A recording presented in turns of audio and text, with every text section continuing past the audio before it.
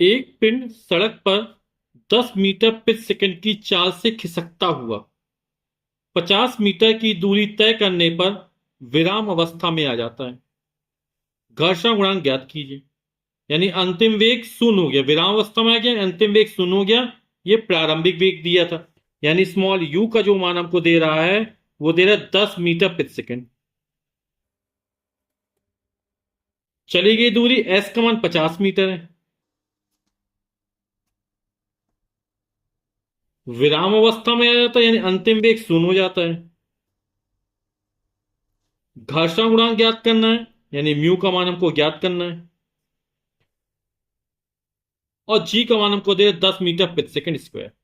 तो पहले हम त्वरण ज्ञात कर लेते हैं, तो हमें पता चले बल कितना लग रहा। तो यू है, एस है, वी है। गति का ऐसा कौन सा समीकरण है इसमें यू भी आता हो, एस भी आता हो, वी भी आता हो, और ए का मान को ज्ञात करना है। तो गति का तीसरा समीकरण हो जाएगा वी स्क्वायर बराबर यू स्क्वायर प्लस 2as। तो गति के तृतीय समीकरण से ये हो जाएगा वी स्क्वायर बराबर यू स्क्वायर प्लस 2as। मानक v का मान 0, 0 का वर्ग 0 हो जाएगा। u का मान 10 है, तो 10 का वर्ग प्लस 2। a का मान हमको ज्ञात करना है। चली गई दूरी s का मान 50 मीटर दिया गया। तो 50 दूनी 100, ये 0 बराबर हो जाएगा 10 का वर्ग, यानी 10 गुणा 10 100। 50 दूनी 100 एक, तो 100 का पक्षांतर कर देते हैं, तो -100a बराबर हो जाएगा 100। ए का मान है कि -100 में चला जाएगा, तो 100/100 कितना हो जाएगा, 1 हो जाएगा। और माइनस था तो हो जाएगा -1 मीटर प्रति सेकंड स्क्वायर। त्वरण का मात्रक है।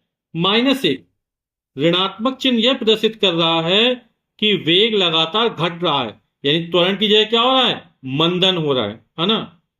वेग लगातार क्या हो रहा है, घट गया। आप लोग देख रहे हैं कि प्रारंभिक वेग कितना था, 10 मीटर प्रति सेकंड, अंत में कितना हो गया, शून्य हो गया। तो हमने त्वरण निकाल लिया। त्वरण से क्या निकाल, बल निकल आएगा।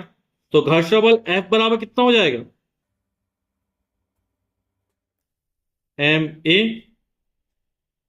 ठीक।